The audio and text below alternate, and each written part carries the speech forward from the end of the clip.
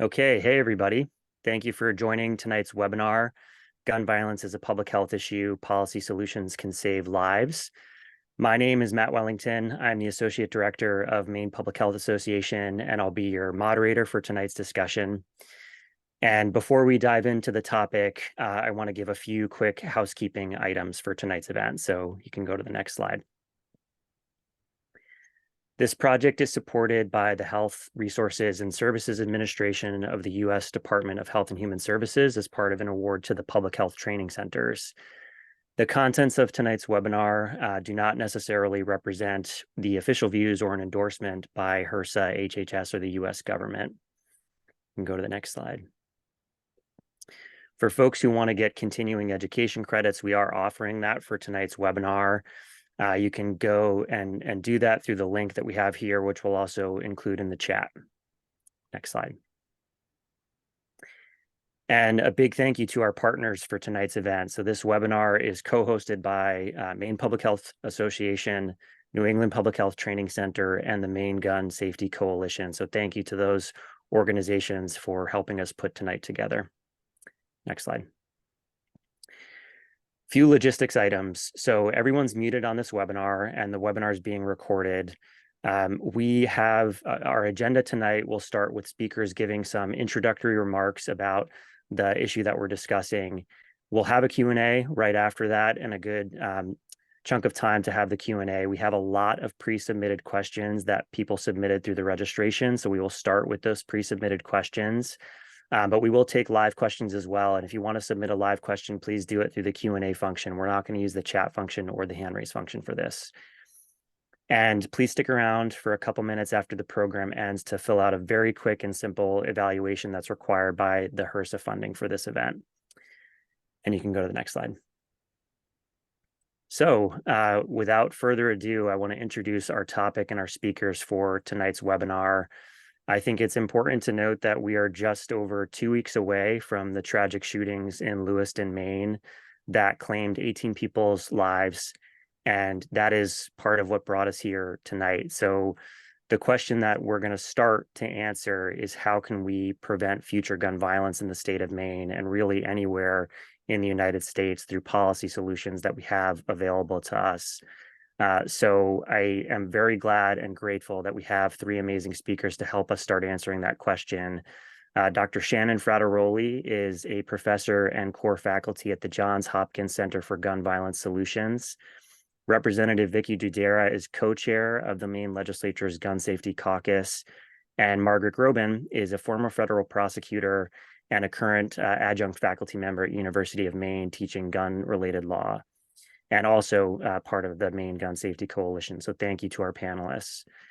And with that, I'm going to pass it to Margaret to give our first overview on where things stand right now with Maine when it comes to our gun safety laws and potential, flaws in those policies. So Margaret, I'll pass it to you. Thanks so much, Matt, and thanks so much for putting this webinar together. I think the more information we can spread to our communities, the better off we'll all be so we understand what the landscape is. I want to start, there have been so many questions about Maine's yellow flag law that I thought I would start there. Maine is an outlier in having a yellow flag law. There is not another yellow flag law in the United States, and I would suggest that Maine shouldn't be proud of that distinction, that it is something we can improve upon. And I hope that the Robert Card situation, if it offers any silver linings at all, is that we can strengthen the laws that we have to temporarily remove firearms from people who are in a mental health crisis. So I'm just going to go through very briefly what the yellow flag law entails and how it differs from a red flag law. To begin, you have to engage law enforcement. So whoever contacts law enforcement, they have to come to the premises where the person experiencing the crisis is, and they initially have to make a probable cause determination that that person is a danger to themselves or others, and then take that person into protective custody. So that to me is the first flaw of the yellow flag law, that law enforcement has to be engaged and that they have to take that person into protective custody. I mean, it's not an arrest, but it is putting someone in the back of a squad car. So let's not make any bones about what that is. Now, there have been some questions raised. Why wasn't the yellow flag law automatically triggered in the Robert Card case? There is no automatic trigger for the yellow flag law. It requires someone to contact law enforcement and for that person to come to where the person is who's undergoing the crisis and to put them into protective custody. So because we know in this case that law enforcement did not ever take Mr. Card into protective custody, the yellow flag law could not have been utilized in this case. The second thing that has to happen once the person is in protective custody is that there has to be a mental health assessment. That's not treatment, that's an assessment. And that mental health professional has to make a determination, here we are again, that that person is a danger to themselves or others. Once they make that determination, which I say is the second biggest flaw in this law, is then it goes to a judge as to whether or not to endorse that recommendation that that person is a danger and that a firearm order is then issued, and then police can go and try and execute that order. But in red flag law states, family members, or however it's defined, and it's defined differently in different jurisdictions, can go directly to the court and ask for a determination based on a sworn affidavit. This is under penalty of perjury if people are concerned that someone is going to manipulate the system. In fact, in some of the states, you have to even say in your petition whether or not there are outstanding lawsuits, whether they are divorce or whatever they are, so that the judge would understand if the petitioner is biased in some way. But judges make these determinations every day of the week as to whether or not someone is dangerous. They do it when they set bail. They do it when they sentence someone. So the idea that judges would not be capable in the first instance of making that determination, I think is a disservice to the people of the state of Maine, where we could have gone directly to the judge. Would that have made a difference in the Robert Card case? We don't know. But we do know that there was hesitancy that I've read about to involve law enforcement, and maybe the ability to go directly to the court might have made a difference. I do think that those obstacles have limited the effectiveness of the yellow flag law. And I know now that the state has entered into a contract with Spurwink so that those assessments can now be done 24/7. And I appreciate that the state has done the best they can with what I think is a tragically flawed bill. And it has been used, I think, around 80 times, which is terrific. But I think we are both under-resourced for mental health professionals and under-resourced for law enforcement.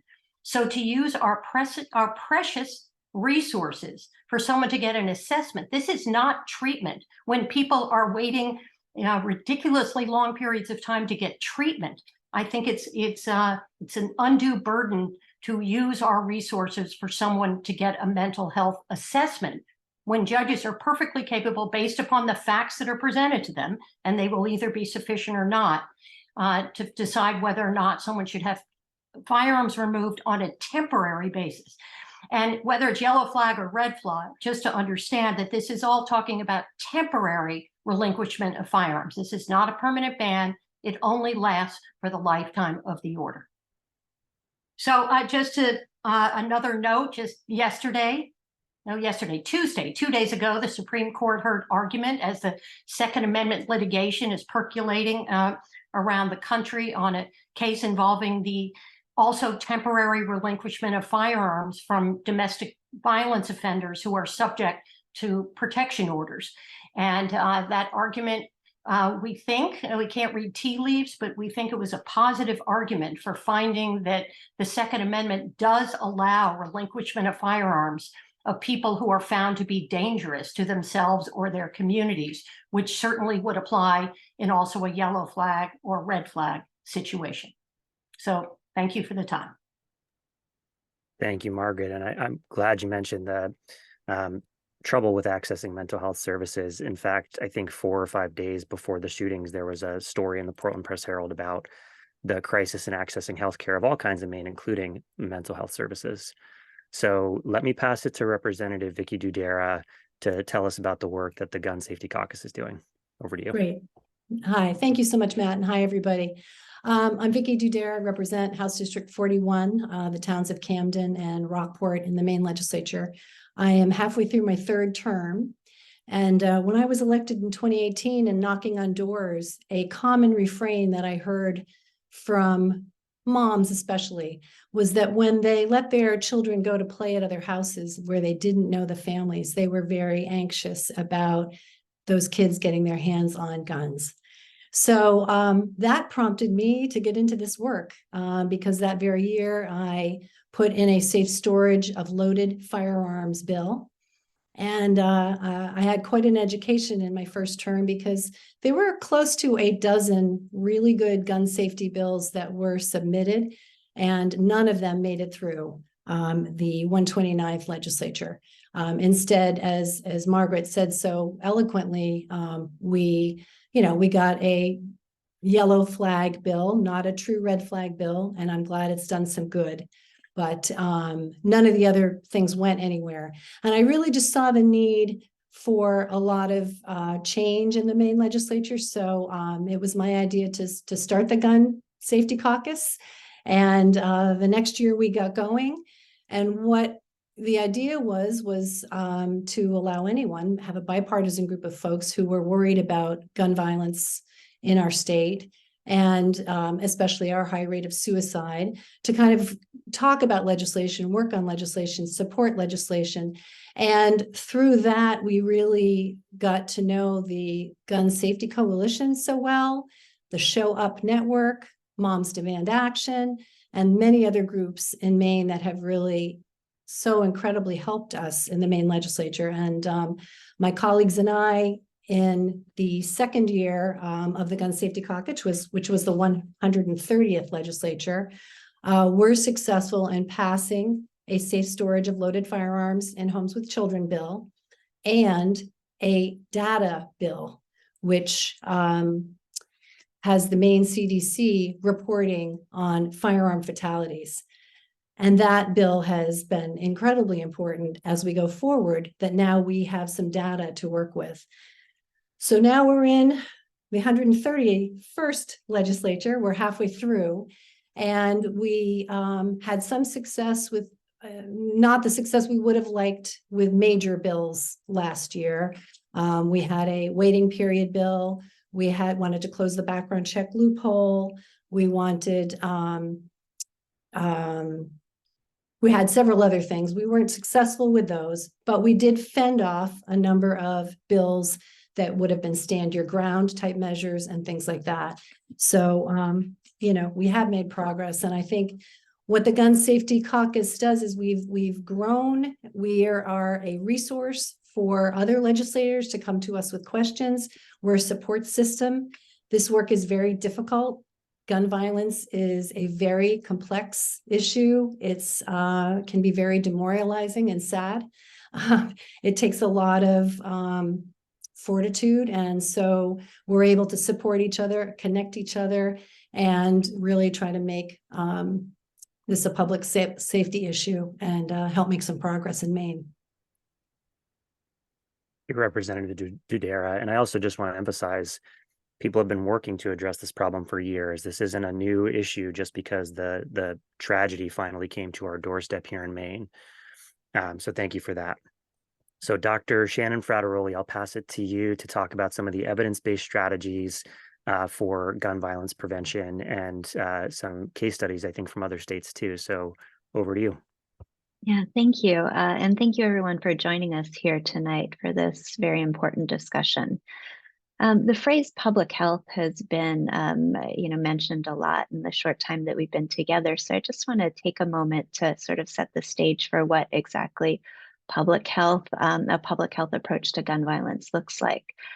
Public health it's about prevention, and it's about looking at gun violence comprehensively. So I think typically when we think about gun violence, we think of interpersonal violence, of assaults, but when we look at the data, suicide is very much a part of gun violence. And so we look comprehensively at what the problem is, and based on that understanding of the problem, look for solutions. I really appreciate the title of this webinar here tonight, which is very much focused on solutions, which I'm sure the people in Maine are all desperate for at this difficult time. So we are sure to focus on solutions tonight. And then when we think about a public health approach, it's also about ensuring that those solutions are implemented, that they're effective, that they're making an impact on the problem. So when we look at the problem of gun violence in Maine, one of the things that might surprise people is that the overwhelming majority of gun deaths in the state are death by suicide. So the last available year for which I was able to look at data, 2021, almost 90% of people who were shot and killed by firearms died by firearm suicide. So that's an important consideration to take into account when we think about what solutions look like. And when I look across the landscape of what different states have done and what evidence has shown to be most effective, there are really three types of laws that stand out from my perspective. So first is a type of law that you've already heard referenced here tonight, which is the red flag law. This is a relatively new law, but it does allow for the temporary dispossession of firearms from people who are behaving dangerously and at risk of committing violence. Again, as you've heard before, in the 21 states in the District of Columbia that have passed these laws, it's a very quick way to intervene effectively with due process protections when someone is clearly behaving in ways that indicate that they are a risk either to themselves or to others. So red flag laws are an important protection. And they're an important protection for, the types of tragedies that we've seen in this country and that most recently we saw in Lewiston. They're also an important protection for suicide. Again, an important part of the gun violence problem in Maine.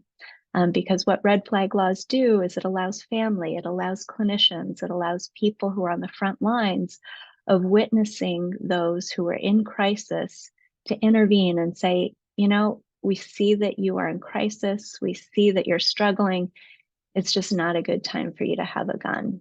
And to go with those stories before a judge and get a civil court order, this isn't about criminalizing dangerous behavior, get a civil court order and just temporarily take guns out of the mix.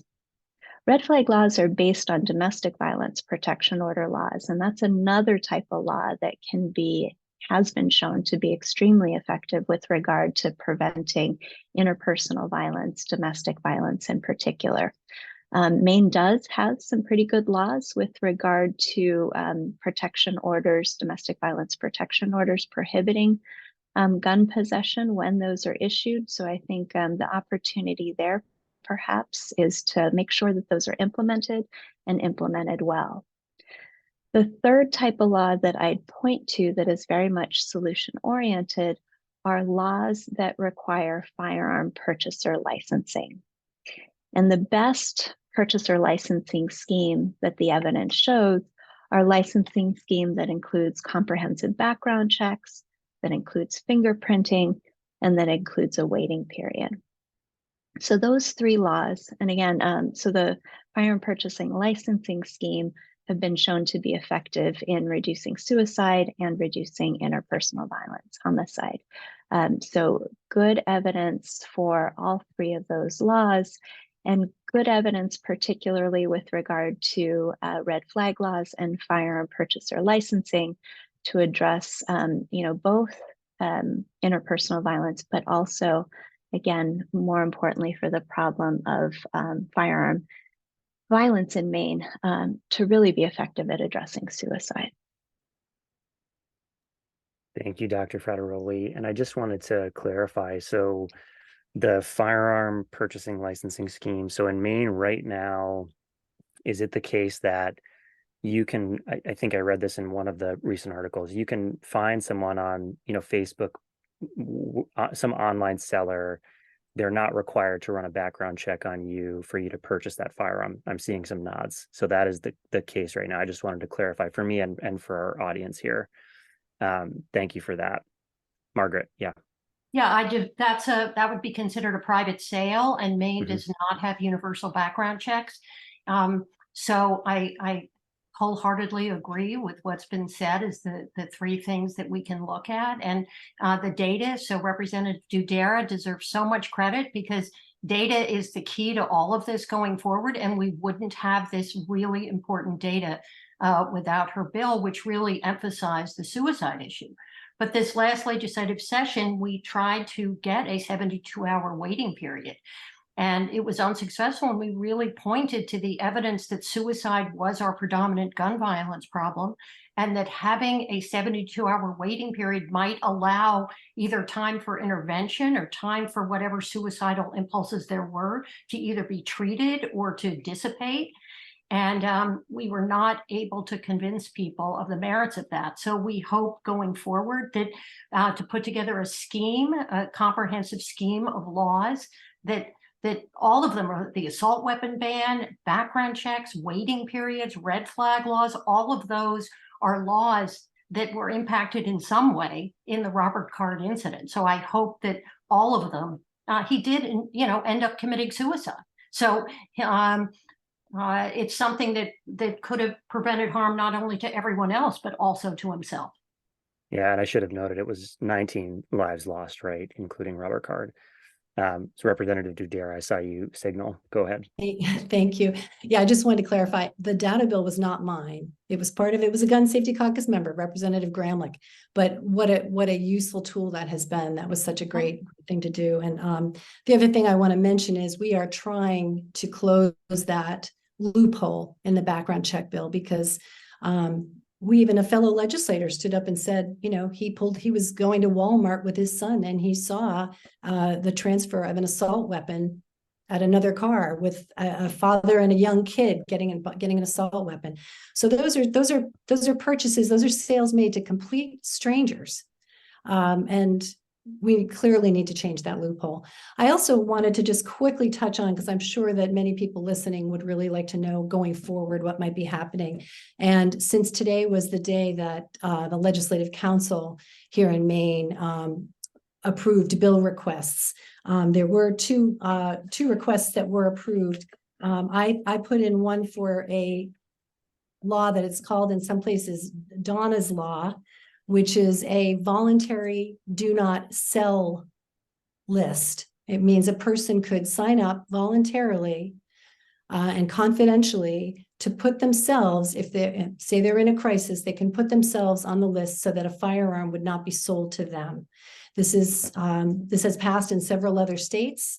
There's a professor in Alabama, Dr. Frederick Vars, who has been the spokesperson behind this. He contacted me years ago. So this was previous to anything that has happened. But it's another type of a means restriction where somebody who's in crisis would be unable, they may know that they're in crisis. They could put themselves on one of these lists, and perhaps we can chip away at our suicide problem because of that. And another law that was also submitted, another bill idea was submitted, is by my co-chair of the Gun Safety Caucus, Ann Carney, and that is to destroy firearms when they are confiscated. Right now, they are only destroyed if they're confiscated in a homicide, I believe it is. So this would apply to other crimes, guns would be confiscated, because I think we're going to see that a recurring theme is too many guns. And so right now, police also have a problem in Maine of how to store guns that they get, that they confiscate. So, and then one more quick thing. Next week, the leadership in the legislature will be looking at two balloted measures which have put in, one by the Speaker of the House and one by the President of the Senate. Those are both concept draft titles about public health and guns. We have not come up with what the substance or the meat of those bills are going to be, but they are placeholder type things, if you will, so that hopefully those will get voted in, and then we'll be deciding what kinds of measures we can put forward going forward. Thank you. Yeah, thank you for jumping in and sharing that as well. So we are going to kick off the Q&A. We've kind of already started, but we'll officially kick off the Q&A.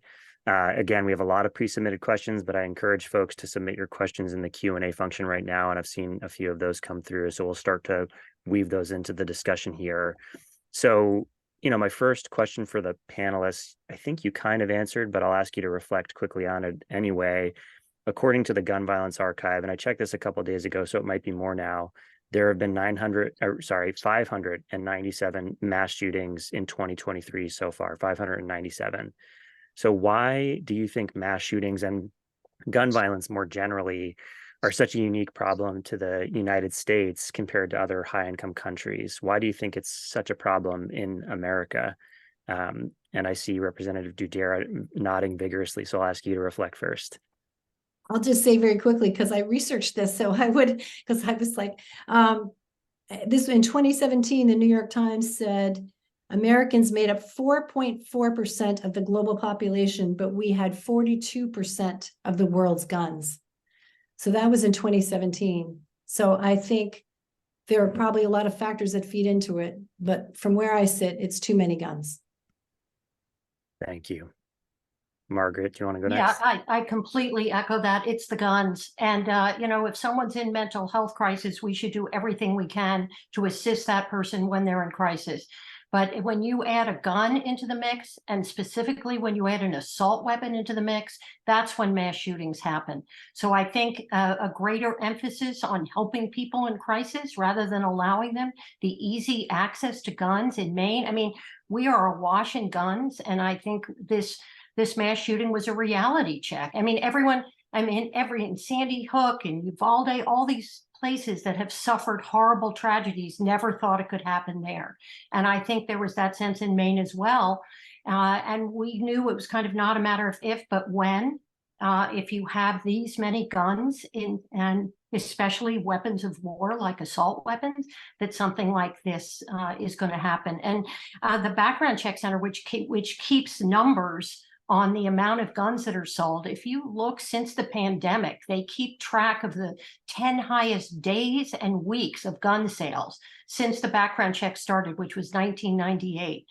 And I think almost every one of the 9 of the top 10 days and weeks have been since the pandemic. In some weeks, there are over 1 million guns that are transferred, 1 million guns in a week. So to just think of the number of guns that are in our communities, and most, the vast majority of gun owners are law-abiding, responsible people.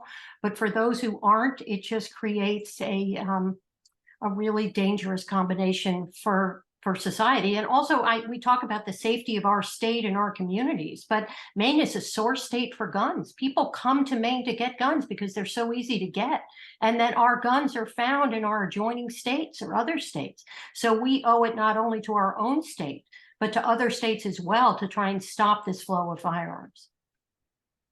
Thanks, Margaret. Dr. Frattaroli.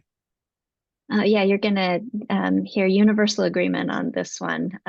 So it's the guns. We can look to our peer countries and know that in other places that we are similar to, that people play violent video games, they're exposed to violent media, there's mental health crises, there's all kinds of things that some people will point to and say these things are the explanation for why we suffer so mightily in the US with regard to gun violence. But our peer countries have those factors as well. What they don't have is the ready access to gun. So Representative Doudera pointed to a 2017 statistic. So 42%, I believe he said, of the world's guns were in the hands of people in this country. As we heard, since the pandemic, there's been an unprecedented release of guns into civilian hands.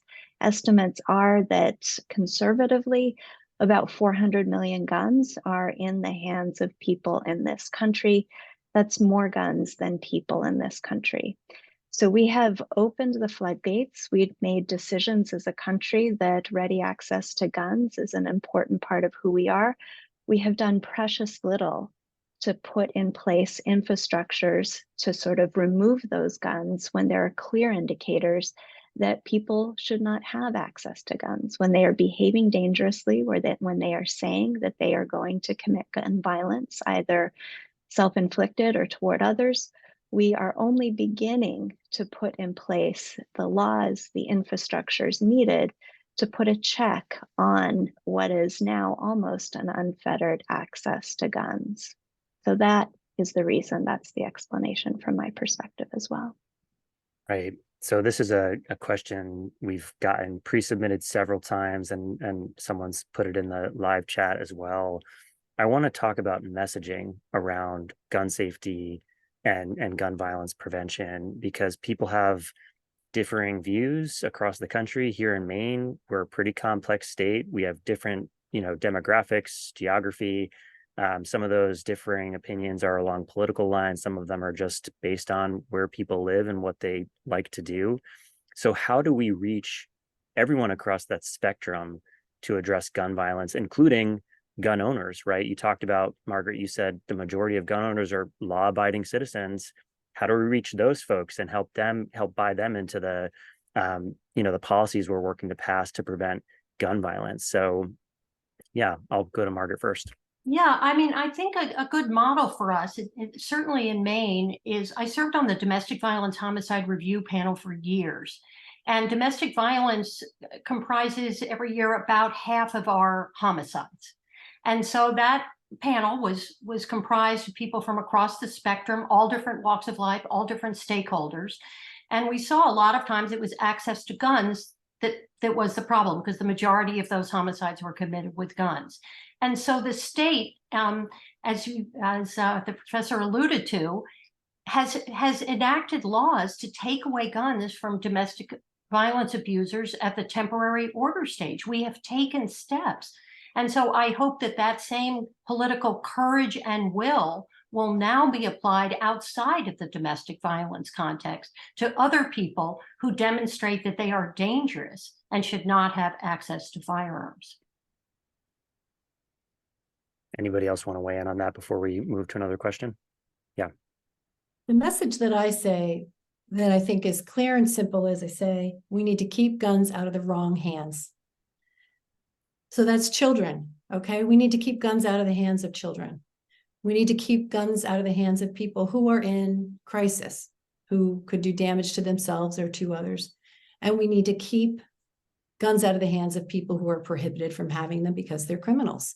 And I'm very glad that Margaret brought up the whole source state for Maine, because when I have reached out, and my co-chair, Senator Carney, and I have reached out to other states, and we've said, what do you see that we can do here in Maine? They say, hey, stop the flow of guns from Maine to Connecticut, to Boston, to New York. And guns from Maine were used in the mass shooting in Nova Scotia. So anyway, the message that I feel like everybody can come on board with is we need to keep guns out of the wrong hands. Yeah. And I would just add that, this may shock a lot of people who are tuning in, but I don't believe that we're as divided on this issue as we sort of talk about we are. And the reason that I say that is based on two types of very different experiences. One is that our center has for many years done public polling data on this issue. And consistently, if you ask people, do you support gun bans? Very low levels of support. But if you ask people very specific questions about their support for particular policies, such as the ones that we've been talking about here tonight, do you support laws, policies that would prohibit people who have a domestic violence restraining order against them from purchasing and possessing guns? Do you support policies that would allow for essentially what are red flag laws? Do you support purchaser licensing schemes? What we see over and over again over the years is high levels of support for all of those specific policies.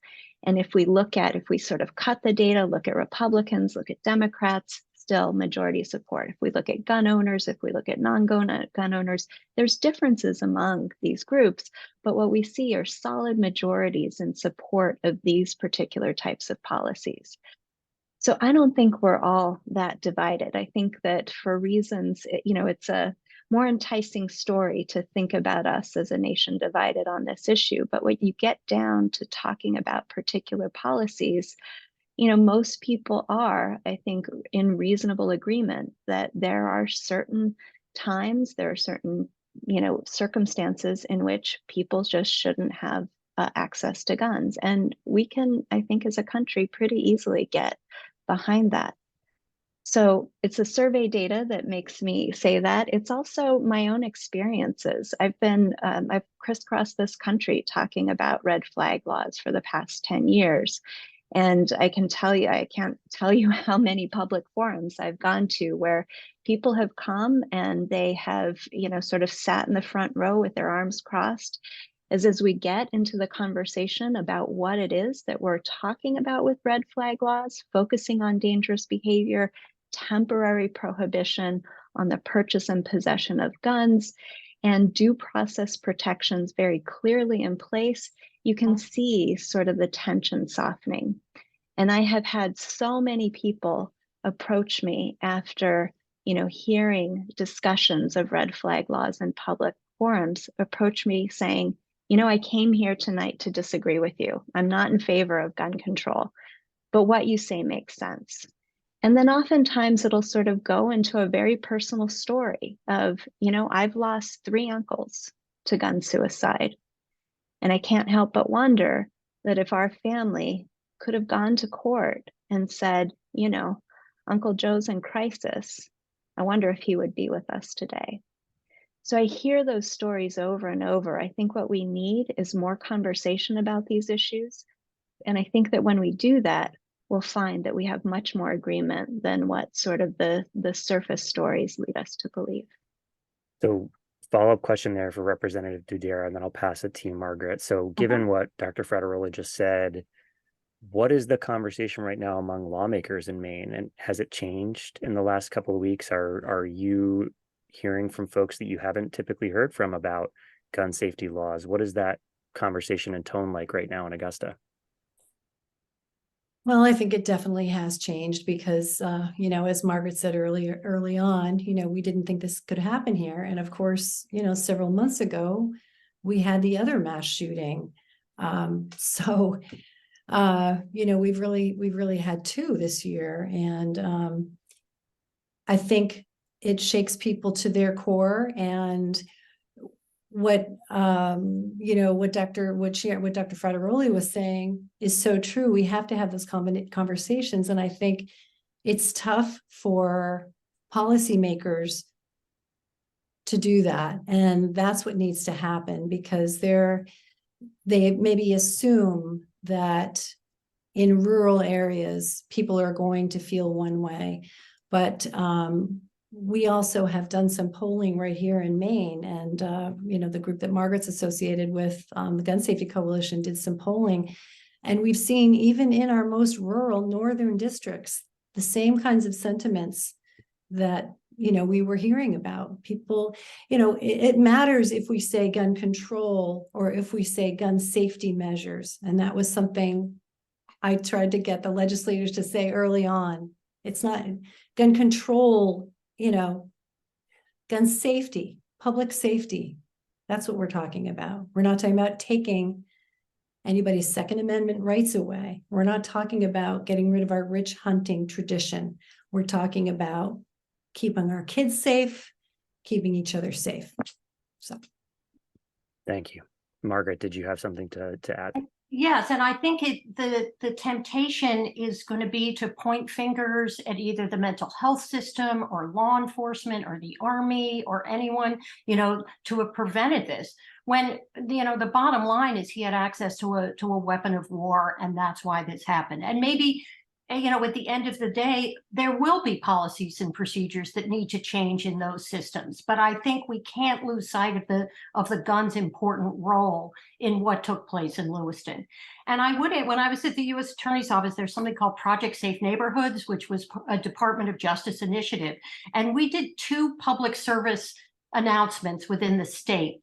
One was called Know Your Seller, to try and get private firearm sellers to conduct a background check voluntarily so that they would know their seller. Because, private gun dealers do not want their guns showing up at a crime scene. But that was voluntary.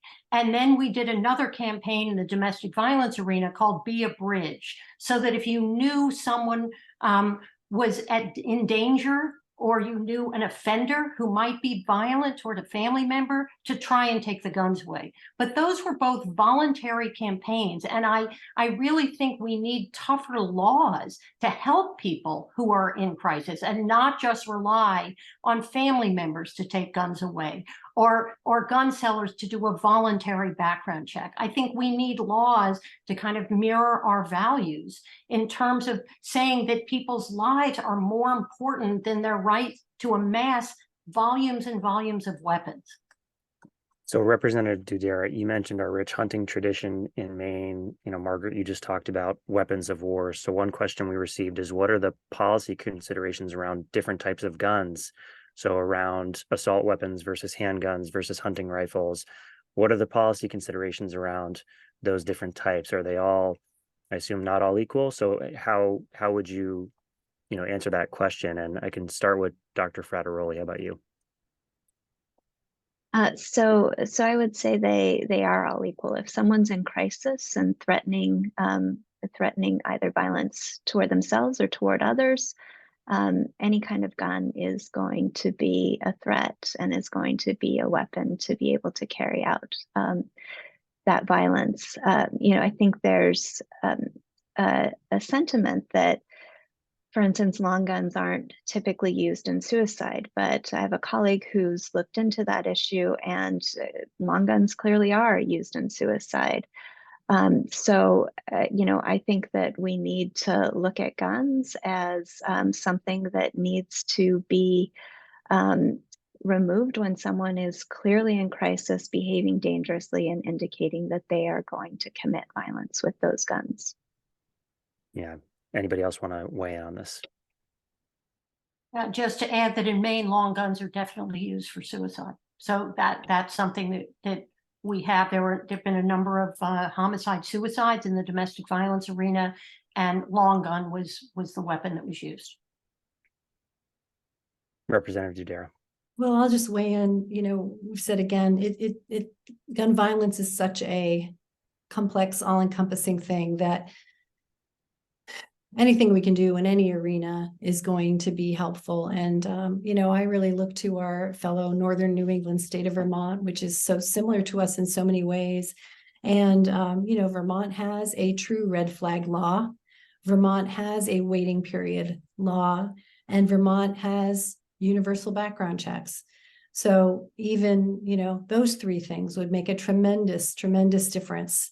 When you look at Gifford's Law Center and their map that they have where they show the grades for the states. I mean, Vermont has a C-. We get an F.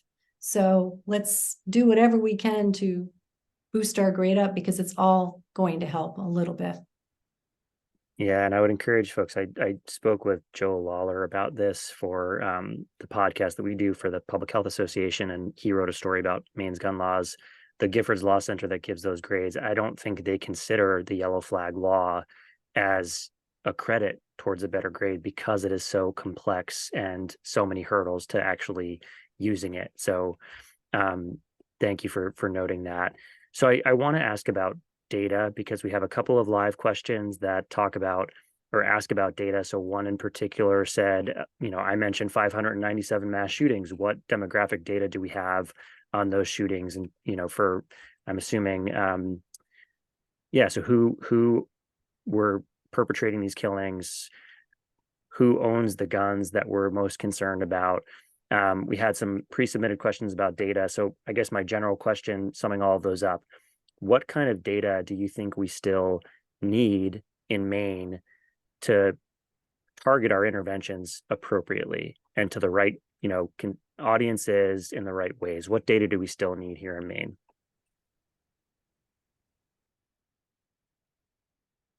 Representative Doudera, you want to start?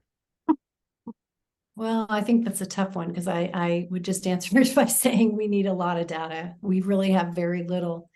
And if not for that bill that we passed a few years ago, I mean, to me, that's the start of the data.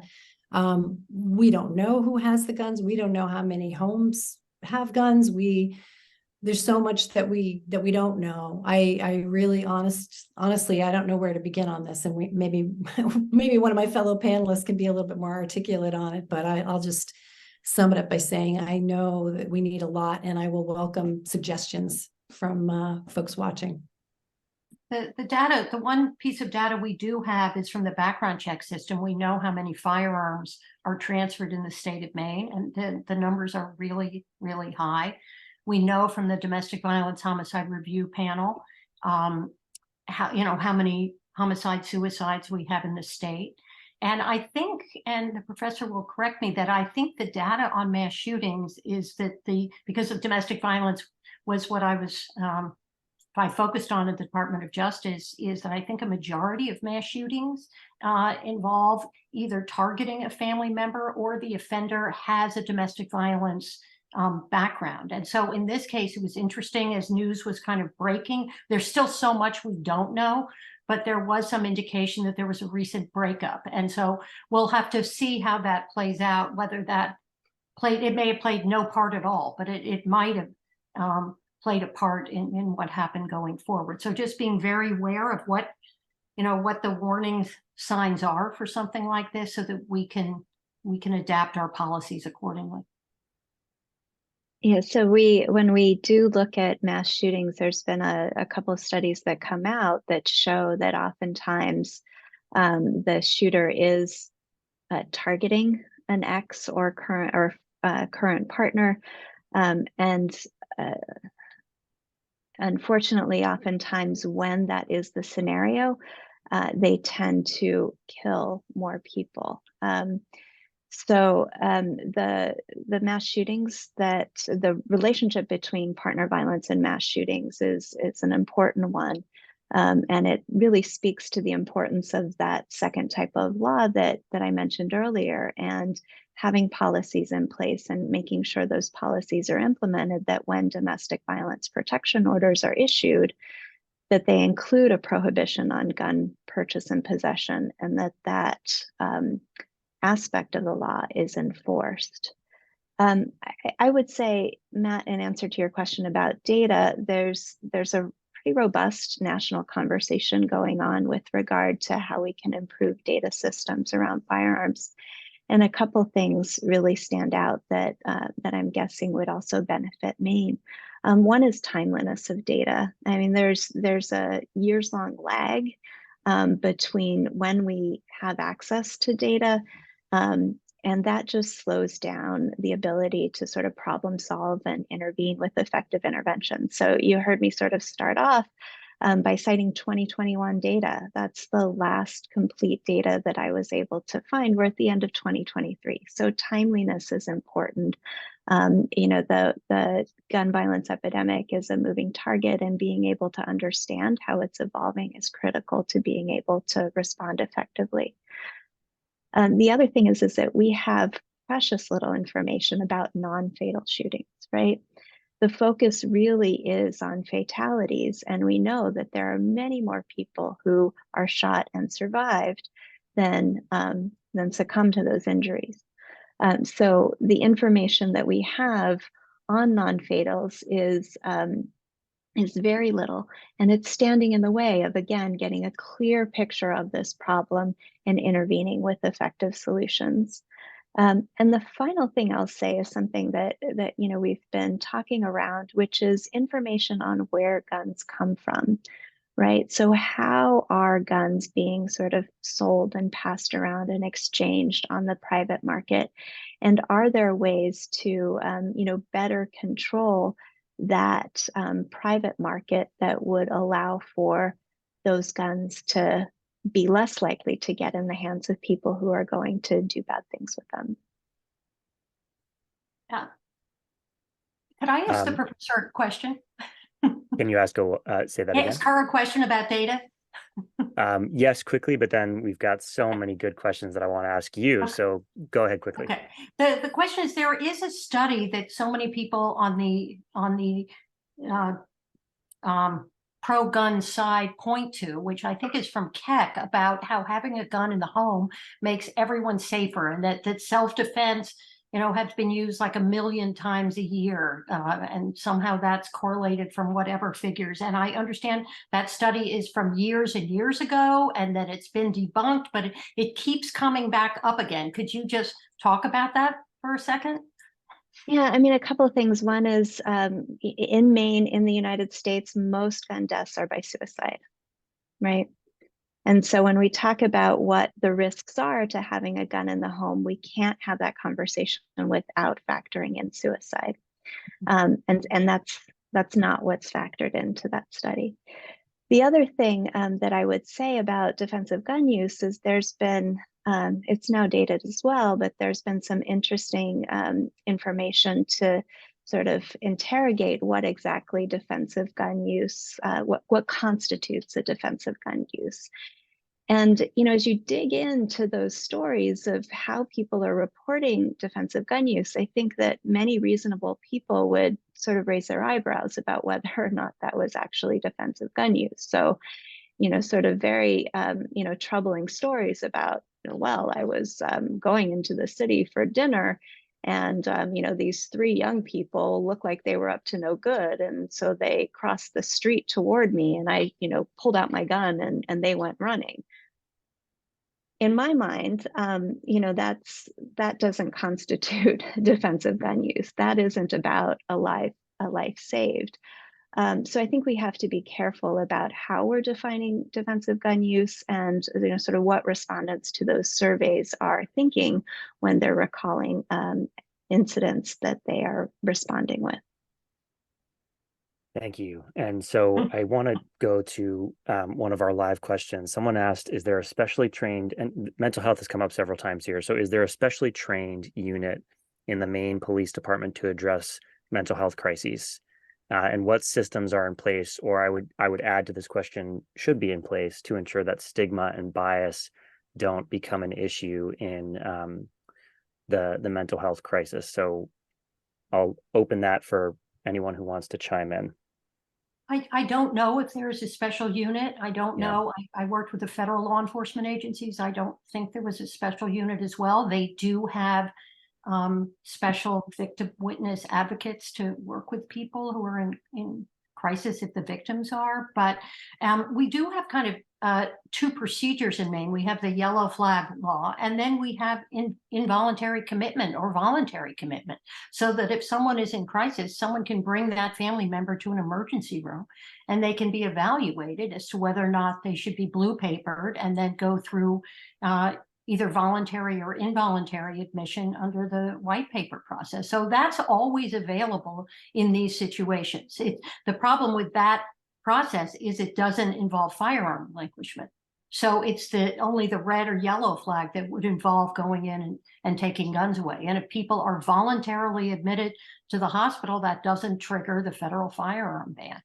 So that's why it's so important to have these both 2 lanes available, not only to help that person get treatment, but also to make sure that firearms are taken away.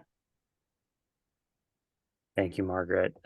So let's see here. I want to, since you mentioned red flag laws again, we had a live question asking for more clarity on how exactly the red flag laws work. So if someone is in a community, their neighbor or someone that they know of seems to be having a mental health issue and they know that they have guns, how would they trigger the red flag law?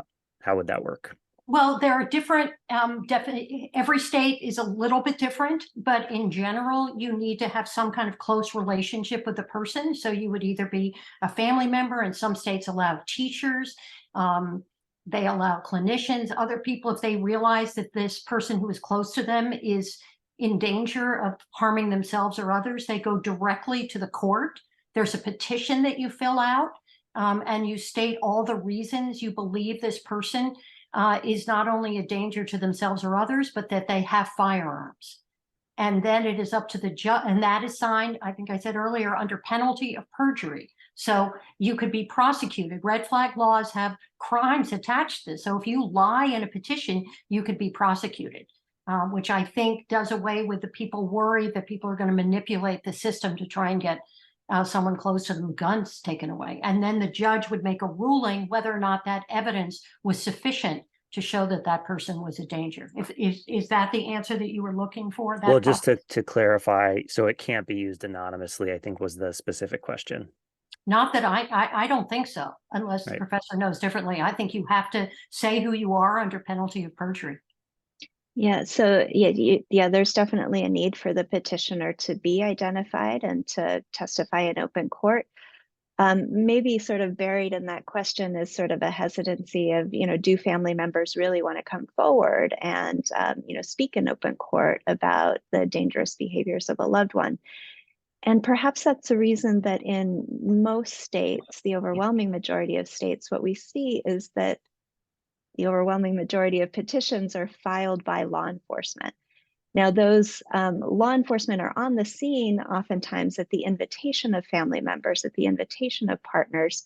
They're called to the scene because a crisis is erupting. But in the end, what we're seeing is that most of the people who are filing the petitions, putting their names on the petitions, are law enforcement. And I think it is perhaps because there's an unease with family members to sort of engage in that process directly. So there are alternatives if family aren't comfortable being named as petitioners to go through law enforcement. Yeah, thank you for that. And I'm glad we have you back, Representative Doudera. I was looking for you. So we only have a few minutes left here, and I think we're going to go ahead and start the poll for folks to fill out that very simple eval as we finish up the webinar. So one question I have, and this was submitted a couple of different times by people, we've talked a lot about policy interventions. What can community members do separate from, passing policies and contacting their lawmakers to do that? What kind of community interventions can help reduce gun violence? And Dr. Frattaroli, I'll start with you if you want to answer that. Yeah, so I would say, so first of all, I wouldn't underestimate the importance of engaging with your elected officials and really communicating with your, getting engaged in the democratic process is a fundamental part of how our system works. And I think we work better when there is more engagement in the political process. So I want to, give a shout out to that first and foremost. The second thing I would say is that, for instances in which there are good laws on the books, we know that they are often not implemented enough. So again, the example of the domestic violence restraining order policies, talking with law enforcement in your communities to make sure that you let them know that dispossession of firearms when someone is under a domestic violence protection order, not legally allowed to possess a gun for the duration of that order, that's something that you as a community value and that you support their work to do that. The other thing I would say is that, getting out and engaging with neighbors and just, I want to acknowledge that we're still very much coming off of an unprecedented period in which we were kind of holed up and alone and not as community oriented as we normally are. And I would encourage people to get out, engage with your community, engage with your neighbors. And when people are in trouble, step in and make sure that there are systems there that can help and intervene before things get deadly. So last question for the panelists. What do you think the next step should be here in Maine? What do you think our next step should be? And then we'll close it out after that. Thank you to everybody for submitting your questions. I know we didn't get to all of them. I'm sorry for that. But yeah, we'll end on what should the next steps be here in Maine. And Margaret, do you want to go first? Yes, I think a healthy discussion. I mean, there have been so many questions about yellow flag. That just speaks to me that the education and outreach we need to do around the state to say, this is what we have. This is, do you think it's good or bad? And should we improve upon it? And to bring that to the, support our legislators if they're going to have the political will to go forward to make our state a safer place. But even if those bills get passed, people have to know about them and know what they can do if someone they love is in crisis. Dr. Frattaroli? I agree. I'd say, just don't lose hope, engage. I know this is a tough time for Maine, but there are examples out there of states moving forward with policies that are making a difference, and encourage you to look into that and be a voice for change. Thank you, Representative Doudera. You're gonna close us out. Oh, you are on mute. Sorry, I muted you, so that's my bad. There I go. Great. Can hear me now, right? Yep. Yeah, I would say too, it's a pivotal moment. It's a pivotal moment right now for Maine. And I do think we'll make some progress. I agree with the reaching out, both to elected officials, to community members. Things just as simple as, a constituent reached out to me about wanting to get rid of guns that are in his house. I connected him with the sheriff. Someone else reached out about classes on guns that are being taught at our high school. Reaching out to figure that piece out. So getting involved, and then when these bills do come up, showing up, because that really helps if we have people show up who are gun safety advocates. So thanks again so much for this program. I think it was really terrific. Yes, thank you. Thank you all. Well, thank you all for joining us and lending your time and expertise. Encourage folks to check out the Maine Gun Safety Coalition's website, the Show Up Network's website, Maine Public Health Association as well, if you want to get more involved. And with that, we'll end the webinar. So thank you again to our panelists, and thank you to everyone who joined. Have a good night. Good night. Bye. Good night.